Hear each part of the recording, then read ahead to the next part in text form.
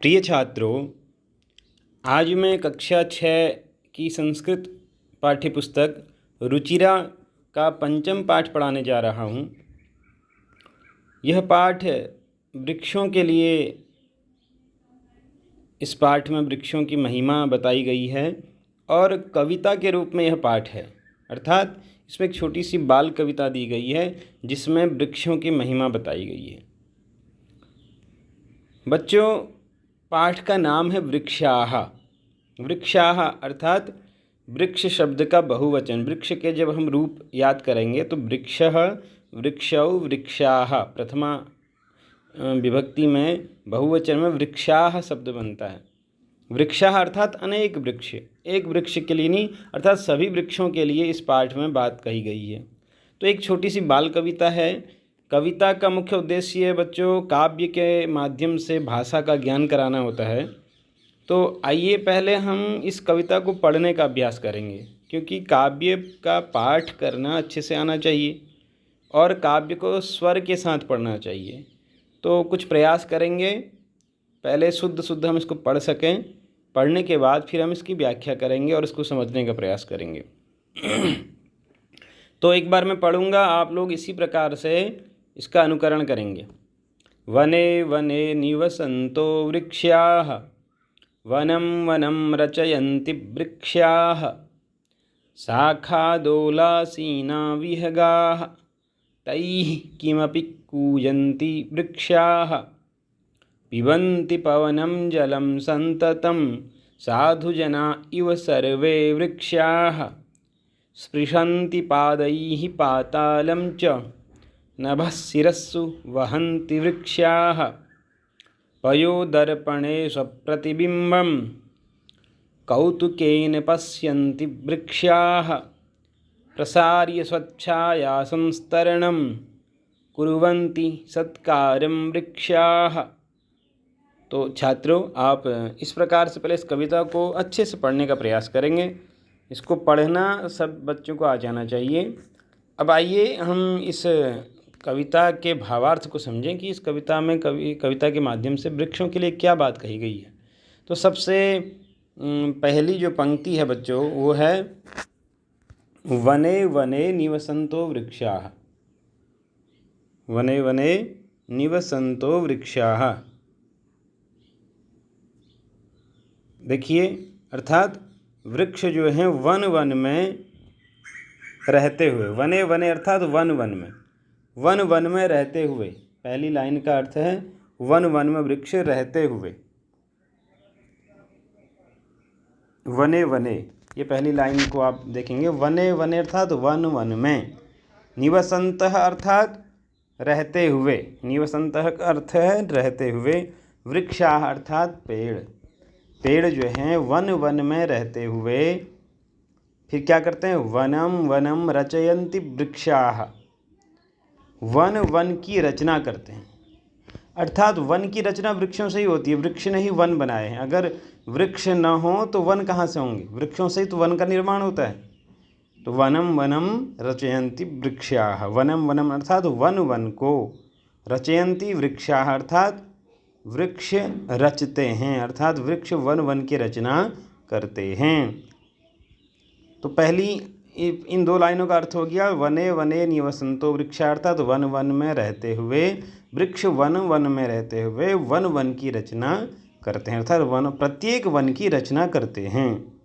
अब अगली लाइन है शाखादोलासीना विहगाः। शाखादोलासीना विहगाः। शाखा, वृक्ष की जो शाखा है उस शाखा रूपी झूले में, दोला कहते हैं झूले को, और आसीना अर्थात बैठे हुए। देखिए, शाखा दोला सीना में तीन शब्द हैं, शाखा दोला और आसीना। शाखा दोला और आसीना तीन शब्द हैं। तो शाखा अर्थात टहनी में, दोला अर्थात झूला रूपी टहनी में, आसीना मतलब बैठे हुए, विहगाः अर्थात पक्षी, क्योंकि वृक्षों की टहनियों में पक्षी बैठे रहते हैं। तो शाखा दोला सीना विहगाः अर्थात वृक्ष की शाखा रूपी झूले में विहग अर्थात पक्षी बैठे हुए। तैः किमपि कूजन्ति वृक्षाः, तैः अर्थात उन पक्षियों के द्वारा किमपि कूजन्ति वृक्षाः, वृक्ष कुछ कूजते हैं, अर्थात वृक्ष उन पक्षियों के माध्यम से अपनी बात बताते हैं। शाखा रूपी झूले में जो पक्षी बैठे रहते हैं, वृक्ष की शाखाओं को झूला बना करके जो पक्षी उसमें बैठे रहते हैं, उन पक्षियों के माध्यम से किमपि अर्थात कुछ भी, कूजन्ति अर्थात कूजते हैं, वृक्षः अर्थात वृक्ष, पेड़ कुछ कूजते हैं, कुछ बात बताते हैं। फिर आगे तीसरा जो पद्य है इसका, पिबन्ति पवनम जलम संततम, पिबन्ति अर्थात पीते हैं, पिबन्ति ये पिबति पिबतः पिबन्ति ऐसे रूप चलेंगे, पिबन्ति पीते हैं, बहुत से वृक्षों की बात हो रही है, तो पिबन्ति पवनम जलम संततम, संततम का अर्थ है निरंतर, पवनम का अर्थ है वायु और जलम का अर्थ है जल, तो संततम निरंतर जल और वायु का पान करते हैं, वृक्ष जो है निरंतर जल और वायु का पान करते हैं, जल और वायु को पीते हैं। आगे साधु जना इव सर्वे वृक्षाः, इव का अर्थ होता है समान, और साधु जना अर्थात सज्जन पुरुष, सज्जन लोगों के समान, सर्वे वृक्ष, सभी वृक्ष सज्जन लोगों के समान होते हैं। सज्जन लोगों के समान क्यों कहा बच्चों? क्योंकि देखिए जो वृक्ष हैं वो वास्तव में वही सज्जन हैं। क्यों? क्योंकि वृक्षों का हर एक जीवन का हर एक कार्य लोगों के लिए होता है। सज्जनों का सभी कार्य दूसरों के लिए होता है। तो वैसे ही वृक्षों का भी देखिए, वृक्ष की छाया दूसरों के लिए, वृक्ष के पत्ते दूसरों के काम आते हैं, वृक्ष के फूल फल दूसरों के काम आते हैं, वृक्ष जब सूख जाता है तब उसकी लकड़ी भी दूसरों के काम आती है। अपने लिए तो वृक्ष कुछ करता ही नहीं है। तो सज्जन पुरुष भी अपने जीवन में जो कुछ करता है वो दूसरों के लिए करता है, वैसे ही वृक्ष भी। साधु जना इव सर्वे वृक्ष, इसलिए कहा कि वृक्ष जो हैं वो सज्जन लोगों की तरह हैं। उसके बाद स्पृशन्ति पादैः पातालं च, स्पृशन्ति पादैः, वो वृक्ष जो है अपने पैरों से तो पाताल का स्पर्श करते हैं। अब पैरों से क्या करते हैं? पाताल का स्पर्श करते हैं। पाताल अर्थात धरती से नीचे का लोक, पाताल कहते हैं धरती से नीचे का लोक। तो पाताल का स्पर्श कैसे करते हैं वृक्ष? क्योंकि उनकी जड़ें जो है ना धरती के बहुत अंदर तक चले जाती हैं, इसलिए ये कहना चाह रहा है कवि कि उसकी जड़ें इतने अंदर तक जाती हैं कि मानो पाताल का स्पर्श कर रही हूँ। तो स्पृशन्ति पादैः पातालं च, पादैः अर्थात पैरों से, पैरों। अब पादैः बहुवचन क्यों दिया यहाँ पे? बहुत से पाँव क्यों कहा? क्योंकि वृक्षों के बहुत पाँव होते हैं, बहुत सी जड़ें होती हैं। स्पृशन्ति पादैः पातालं च, अपने पैरों से वो पाताल का स्पर्श करते हैं। और नभः शिरस्सु वहन्ति वृक्षाः, नभ अर्थात आकाश को क्या करते हैं वो शिरस्सु, शिरहसु, शिरहसु ये सिर का रूप है, सप्तमी बहुवचन, सप्तमी विभक्ति बहुवचन में सिर का शिरहसु बनता है। तो सिर को क्या करते हैं वो, सिर में क्या करते हैं वो नभः, आकाश को वहन्ते, आकाश को ढोते हैं, अर्थात पैरों से तो पाताल का स्पर्श करते हैं और सिर से आकाश को ढोते हैं। वहन्ति अर्थात आकाश को ढोते हैं। वृक्षाः कौन? वृक्ष। मानव वृक्ष अपने पैरों से पाताल का स्पर्श करते हैं और अपने सिर में वृक्ष का जो शिखर होता है, जो ऊंचाई होती है, वो मानो जैसे कि आकाश को उन्होंने अपने ऊपर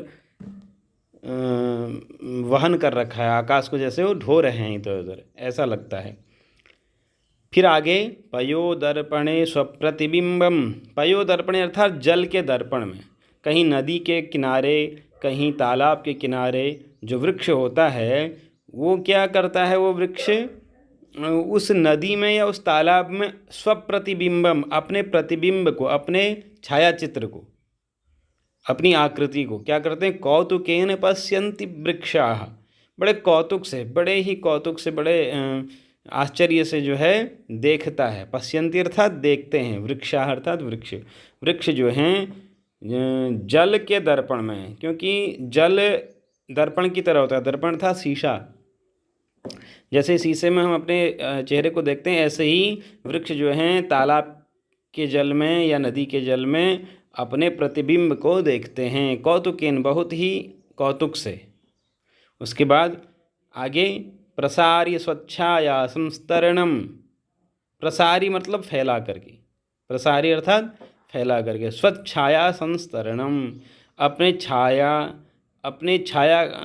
को फैला करके क्या करते हैं वो, कुर्वन्ति सत्कारम वृक्षाः, वो सत्कार करते हैं। क्या करते हैं, सत्कार करते हैं लोगों का, अपने शिखाओं से छाया को फैला करके क्या करते हैं, कुर्वन्ति करते हैं, सत्कारम वृक्षा, सत्कार करते हैं किसका, लोगों का।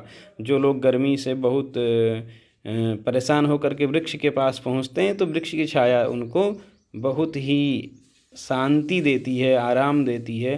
तो क्या करते हैं ये वृक्ष अपनी छाया से लोगों का सत्कार करते हैं। तो बच्चों ये कविता जो है ये डॉक्टर हर्षदेव माधव ने लिखी है, यहाँ पर कवि का नाम भी दिया हुआ है।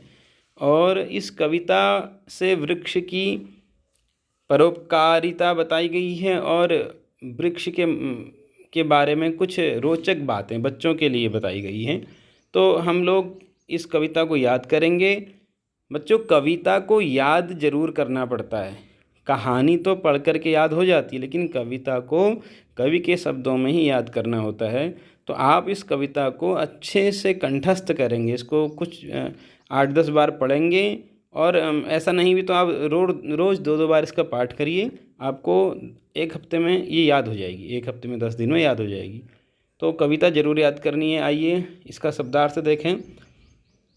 ये शब्दार्थों को आप देख लेंगे, इससे आपको आसानी होगी कविता को समझने में, और ये शब्दार्थों को याद भी करना है आपको। उसके बाद अभ्यास कार्य है। अभ्यास कार्य में आपको सबसे पहले में क्या दे रखा है, इसी वीडियो के माध्यम से मैं आज आपको अभ्यास कार्य कराने का प्रयास करूँगा। देखिए आपको क्या करना है, सबसे पहले ये रिक्त स्थान भरने हैं। जैसे वनम का दिया है, पहले वनम वने वनानी, पहली लाइन में पहला जो अभ्यास है वनम वने वनानी, वन का दिया है। अब आपको क्या करना है, दूसरे लाइन में जलम जल के रूप हैं, तो आपको उसी प्रकार से भरना होगा, जलम जले जलानी, बिल्कुल वैसे ही इसके रूप भी होंगे, जल के रूप, जलम जले जलानी। ठीक है। अब जो है ये जलम जले जलानी के रूप होंगे उसी प्रकार। फिर अगली लाइन में वृक्षम वृक्षो वृक्षान, नहीं, पहली लाइन थी वनम वने वनानी, दूसरी में फिर जलम आप लिखेंगे जलम जले जलानी, तीसरी में बिंबम बिंबे बिंबानी, बिल्कुल वैसे ही भरेंगे। बिंबम, मैं एक बार इससे भर देता हूँ, बिंबम बिंबे बिंबे, यहाँ पर पूरा लिखा नहीं जाएगा। और तीसरे में बहुवचन में लिखेंगे बिंबानी। ये एक वचन द्विवचन बहुवचन के रूप हैं, इन शब्दों के प्रथमा विभक्ति के रूप हैं सभी, ये आपको याद करने होंगे अच्छे से। ठीक है, बिंबम बिंबे बिंबानी। अब उसके बाद फिर अगला उदाहरण फिर से है एक दूसरा ये तो नपुंसक लिंग के शब्द थे तीनों।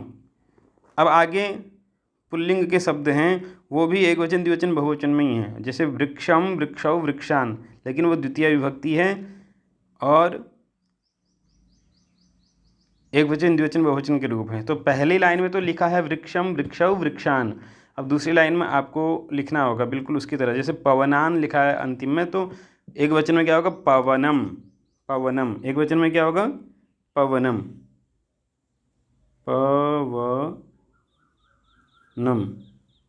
पवनम। फिर यहाँ पर पवनव, बिल्कुल वृक्षों की तरह पवनव आ जाएगा, पवनव पवनान। उसके बाद फिर अगली लाइन में है जन्म जनऊ जनान। क्या है, जन्म जनऊ जनान।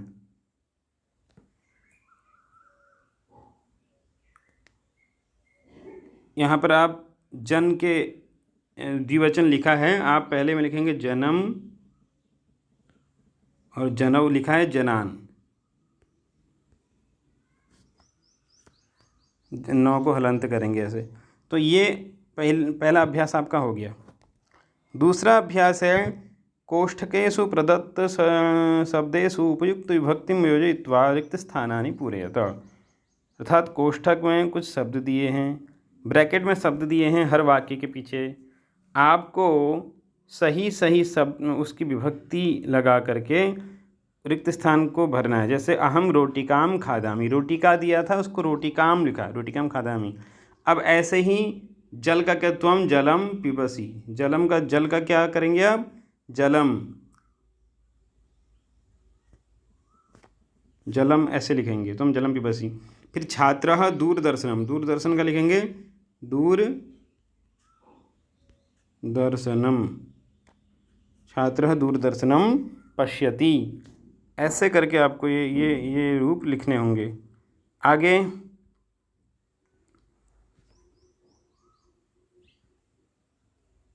ग में है वृक्षाः, वृक्षाः। अब पवन शब्द है तो पवनम, पवन का क्या लिखेंगे, पवनम।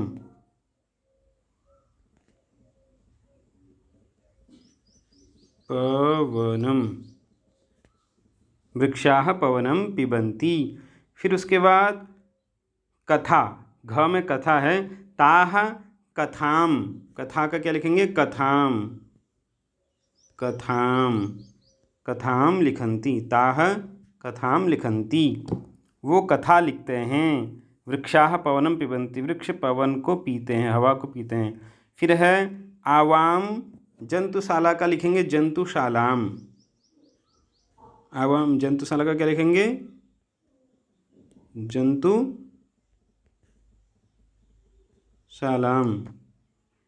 आवाम जंतुशालाम गच्छावः, आवाम जंतुशालाम गच्छावः, उसके पीछे म हलंत लगा देंगे बस।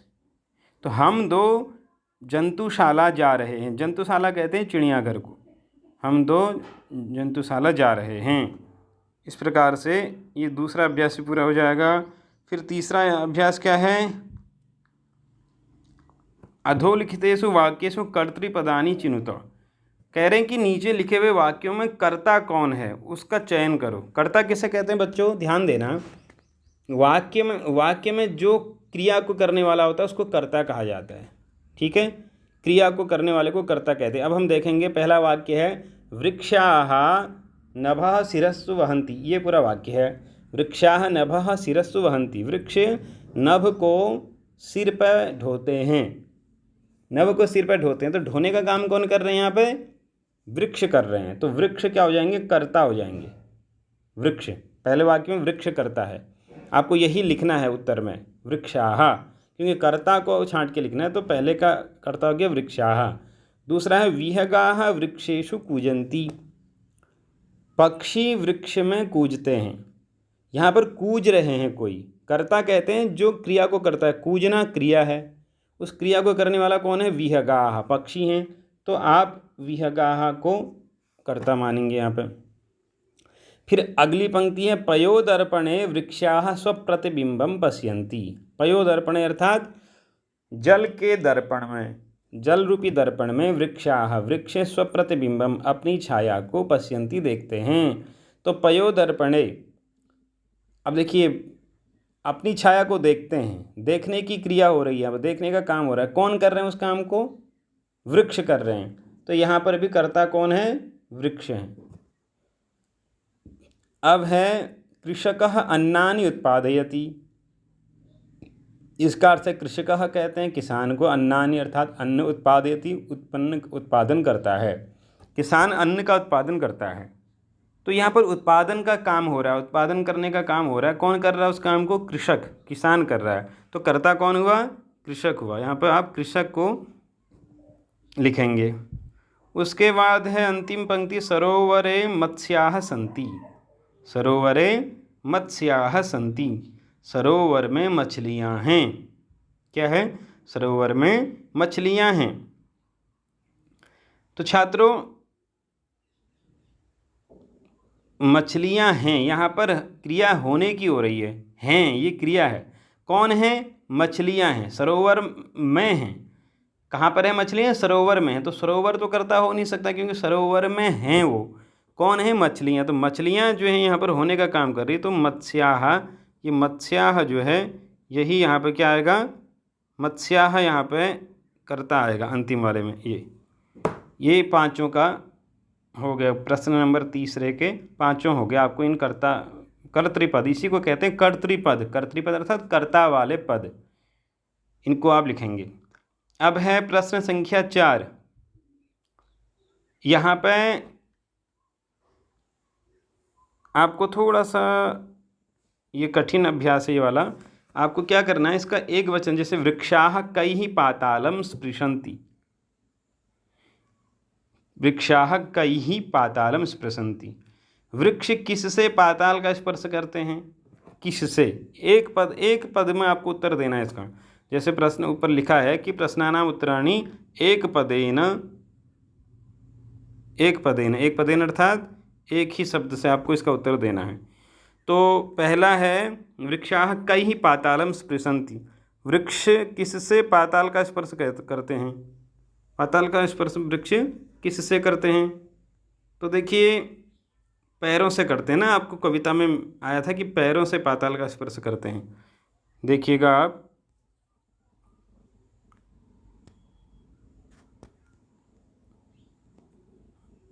आपको कविता में ही दिखाता हूँ ऊपर। ये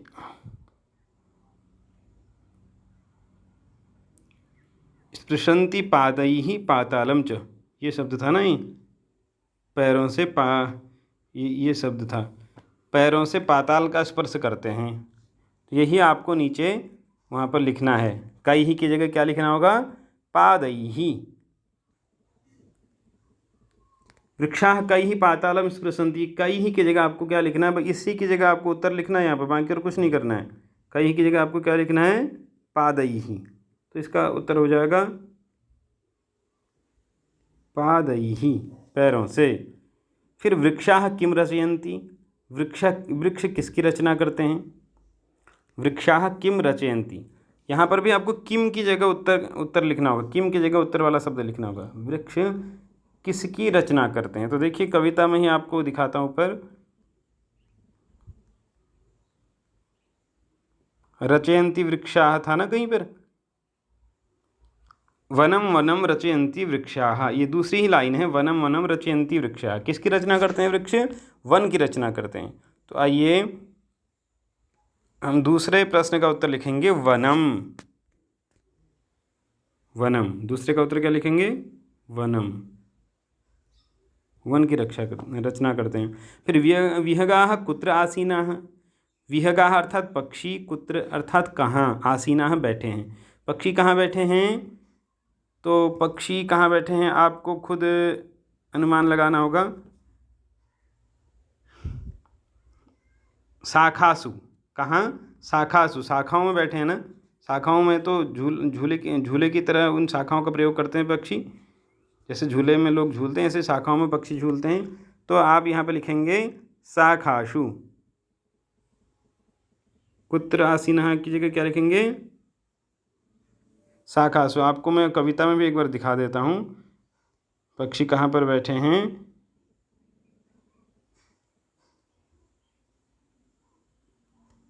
शाखा दोलासीनाः विहगा, ये तीसरी लाइन में ही है। शाखा दोलासीनाः विहगा, तीसरी पंक्ति में देखिए। तो यही आपको लिखना है शाखासु। आपको इतना बड़ा उत्तर नहीं लिखना है, केवल उत्तर में क्या लिखना है? शाखाओं में बैठे हैं। तो विहगा कुत्र आसीनाः शाखासु, शाखासु, शाखासु, ऐसे करके आप इसको पूरा लिख देंगे। ये थोड़ा सा गलत हो गया, आप इसको अच्छे से लिखना। शाखा शब्द में सु लगा देना है बस, शाखा सु, शाखासु। फिर अगला है विहगाः कुत्र आसीना, ये तो हो गया। अगला है कौतुकेन वृक्षाः किम पश्यन्ति, वृक्ष कौतुक से क्या देखते हैं? वृक्ष कौतुक से क्या देखते हैं? तो क्या देखते हैं? स्वप्रतिबिंबम। देखिए ये भी कविता में ही आया था कि कौतुक से वृक्ष क्या देखते हैं। तो ये पांचवें वाले पद में देखिए, ये अंतिम लाइन है स्वप्रतिबिंबम ना। तो इसमें आपको ऊपर वाला ये लिखना होगा, स्वप्रतिबिंबम, ये शब्द लिखना होगा। वृक्षः कौतुकेन स्वप्रतिबिंबम पश्यन्ति, अपने प्रतिबिंब को देखते हैं। आइए मैं यह प्रश्न में ही जाता हूँ। कौतुकेन, इसकी जगह आप लिखेंगे स्वप्रतिबिंबम, स्वप्रति, यहाँ पर लिखने में थोड़ा परेशानी हो रही बच्चों, आप वहाँ पर अच्छे से लिख लेंगे, प्रतिबिंबम, ये इसका उत्तर हो गया। अब 4 प्रश्न आपके, 4 अभ्यास आपके पूर्ण हो गए। 5वां अभ्यास है सही सही पदों से रिक्त स्थान पूरा करना है। समुचित पदैहि रिक्त स्थानानि पूरयत, सही पदों से रिक्त स्थान की पूर्ति करनी है और यही सारा अभ्यास है इसमें। तो देखिए गजः गजौ गजाः, ये बहुत सरल है, इसको आप कर लेंगे। गजः गजौ गजाः। अब अश्वः अश्वौ, यहाँ पर क्या करना है आपको, अश्वः अश्वौ, बिल्कुल वैसे ही करना है, अश्वौ अश्वाहा, अश्व लिखना है और उसमें आह लगा देना है। उसके बाद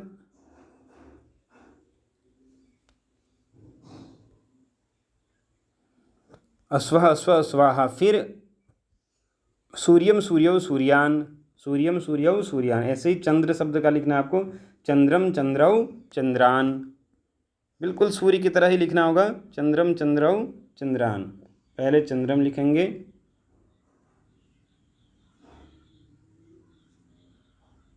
चंद्रम चंद्रौ चंद्रान। उसके बाद है विडालेन विडालाभ्यम विडालैहि है, आपको क्या लिखना है, अब मंडूक शब्द है नीचे, तो मंडूकाभ्याम द्विवचन में लिखा है, आप पहले वाले में लिखेंगे मंडूकेन मंडूकाभ्याम और विडालई की जगह मंडूकैहि ऐसे लिखेंगे। फिर सर्पाय है, फिर आपको क्या लिखना है, सर्पाभ्याम सर्पेभ्य ऐसे ही। फिर वानराय वानराभ्याम वानरेभ्य। फिर मोदकात् मोदकाभ्याम मोदकेभ्य, मोदकात् मोदकाभ्याम मोदकेभ्य। फिर वृक्षात् वृक्षाभ्याम वृक्षेभ्य। ये सप्तमी तक के रूप हैं शब्दों के, लेकिन हर विभक्ति में अलग अलग शब्द का दिया है इन्होंने। इससे आपको समझ में आ जाएगा कि कैसे इन शब्दों के रूप लिखे जाते हैं। ये मैं अगर एक बार आपको ये समझ में नहीं आ रहा, मैं इसको लिख के अलग से भी भेज दूंगा, लेकिन आप इसको अभ्यास करिए, बिल्कुल ये स्वयं करने वाला है, इसमें ज़्यादा दूसरे की बताने की आवश्यकता है नहीं। अब है प्रश्न नंबर 6। आपको इनमें से क्या लिखा है प्रश्न नंबर 6 में, भिन्न प्रकृतिकम पदम चिन्हुत, अलग प्रकृति वाले पद को आपने ढूंढना है। मतलब एक लाइन में 4 शब्द दिए हैं, उसमें से जो एक शब्द ऐसा है जो औरों से अलग है, उसको आपको चुन के लिखना है। जैसे गंगा लता यमुना नर्मदा, 4 शब्द हैं इसमें। गंगा नदी है, लता, लता कहते हैं उसको, ये जो बेल होती है बेल को, यमुना नदी है, नर्मदा नदी है, तो 3 नदियां हैं, लता अलग है, तो यहाँ पर क्या हो गया, अलग से क्या हो गया यहाँ पर लता, इसको आप अलग लिख देंगे। फिर है उद्यानम कुसुमम फलम चित्रम, यहाँ पर एक बगीचा है, उद्यानम बगीचा, कुसुमम फूल को कहते हैं, फलम फल को कहते हैं, चित्रम चित्र को कहते हैं। तो यहाँ पर क्या है, उद्यानम बगीचे में, देखिए यहाँ पर बगीचे में फूल भी होते हैं फल भी होते हैं, यहाँ पर चित्र जो है वो अलग चीज़ हो गई। बगीचा फूल और फल सब एक जगह पे होते हैं, चित्र लेकिन एक अलग चीज़ होगी, यहाँ पर चित्र को आप अलग कर देंगे। अब है लेखनी तूलिका चटका पाठशाला, यहाँ पर भी 4 शब्द हैं। लेखनी अर्थात पेन, तूलिका अर्थात तुला, चटका अर्थात चटका चिड़िया को कहते हैं, और पाठशाला विद्यालय को कहते हैं। तो देखिए लेखनी पेन हो गई, तूलिका तुला हो गई, चटका चिड़िया हो गई, पाठशाला। तो यहाँ पर चटका ये चिड़िया जो है ये एक अलग वस्तु है। तूलिका तराजू को कहते हैं, ये लेखनी तराजू और पाठशाला ये सब जो हैं वस्तुएं हैं, लेकिन चटका क्या एक प्राणी है, ये चटका को आप अलग कर देंगे यहाँ पर। उसके बाद है आम्रम कदली फलम मोदकम और नारंगम, यहाँ पर भी 4 चीज़ हैं, आम्रम आम, कदलीफलम केला, मोदकम लड्डू, नारंगम नारंगी संतरा। यहाँ पर भी 4 चीज़ें हैं, तो आम फल है, कदली फल केला है, मोदकम लड्डू है, नारंगम वो संतरा है। तो 3 फल हैं, एक लड्डू अलग चीज़ है, तो लड्डू को आप यहाँ पर अलग कर देंगे, मोदकम को अलग कर देंगे। ये आपके सभी अभ्यास हो गए। बच्चों आप इस कविता को आज अच्छे से पढ़ेंगे, उसके बाद इसके सभी अभ्यासों को करेंगे और कविता को याद करेंगे, और फिर उसके बाद आप इसे मुझे भेजेंगे, ठीक है। तो आइए फिर से एक बार इस कविता को गाते हुए पाठ का समापन करते हैं। वने वने निवसन्तो वृक्षाः, वनं वनं रचयन्ति वृक्षाः, शाखादोलासीना विहगाः, तैः किमपि कूजन्ति वृक्षाः, पिबन्ति पवनं जलं सन्ततं, साधुजना इव सर्वे वृक्षाः, स्पृशन्ति पादैः पातालं च, नभः शिरस्सु वहन्ति वृक्षाः, पयोदर्पणे स्वप्रतिबिम्बं, कौतुकेन पश्यन्ति वृक्षाः, प्रसार्य स्वच्छाया संस्तरणं, कुर्वन्ति सत्कारं वृक्षाः। तो इसी प्रकार आप इस कविता को याद करेंगे और अच्छे से समझने का प्रयास करेंगे। धन्यवाद बच्चों।